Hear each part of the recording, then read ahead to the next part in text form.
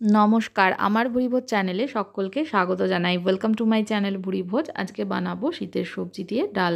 তার জন্য শুকনো কড়াইতে কিছুটা মুগ ডাল নিয়ে মুগ ডালটাকে একটু লাল করে ভেজে নিতে হবে।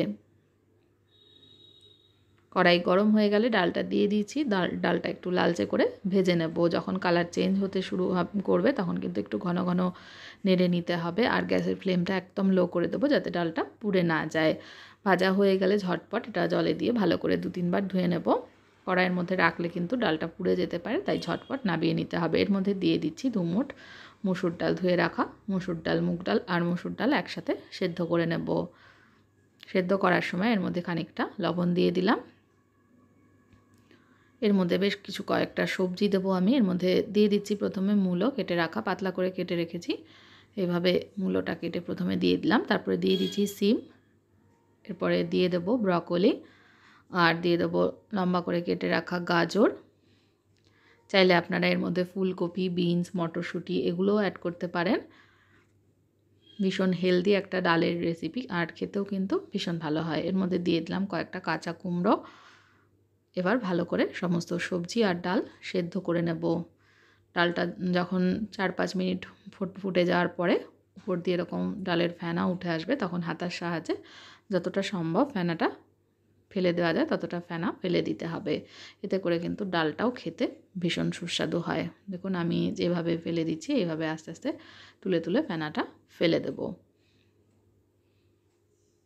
এবার কিছুক্ষণ সেদ্ধ হয়ে যাওয়ার পরে 5-7 মিনিট সেদ্ধ হওয়ার পরে এর মধ্যে কয়েকটা মূলো পাতা দিয়ে দিলাম। চাইলে পালং শাকের পাতা বা পুঁই পাতা এগুলোও ব্যবহার করতে পারেন। এবার আরও ভালো করে ডাল আর সমস্ত সবজি সেদ্ধ করে নেব। অনেকটা সেদ্ধ হয়ে আসার পরে এর মধ্যে অল্প সামান্য পরিমাণে একটু হলুদ দিয়ে দিলাম।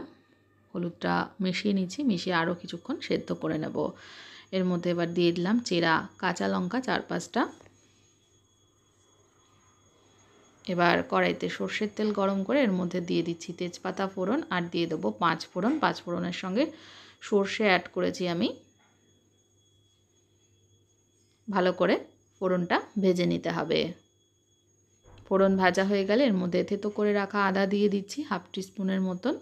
আদাটাকে ভেজে নেব। আদাটা একটু ভাজা হয়ে গেলে এখানে আমি দিয়ে দিচ্ছি ছোট সাইজের একটা টমেটো, 4 টুকরো করে নিয়েছি, সেটাকেও ভেজে নিতে হবে। ডালটা কিন্তু সেদ্ধ হয়ে এসছে, টমেটোটা ভাজা হয়ে এসছে, নরম হয়ে এসছে টমেটো। এবার আমি এর মধ্যে ডাল ঢেলে দেব। এরকম একটা ডাল থাকলে কিন্তু আলাদা করে সবজি রান্না করার প্রয়োজন হবে না। সবজি দিয়ে এরকম ডাল থাকলে এক থালা ভাত কিন্তু এই একটা রেসিপি দিয়েই খাওয়া হয়ে যাবে। এবার এর মধ্যে দিয়ে দিলাম একটু সামান্য পরিমাণে চিনি, চিনিটা মিশিয়ে নিচ্ছি।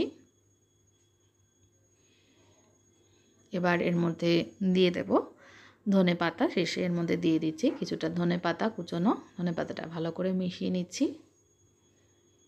এবার শেষে আরও 2টো মশলা কিন্তু অ্যাড করা বাকি রয়েছে। এবার এর মধ্যে দিয়ে দেব ভাজা জিরের গুঁড়ো, আর দিয়ে দেবো একটু গোলমরিচের গুঁড়ো। ভাজা জিরের গুঁড়ো আর গোলমরিচের গুঁড়োটা মিশিয়ে নিলেই ডাল একদম রেডি।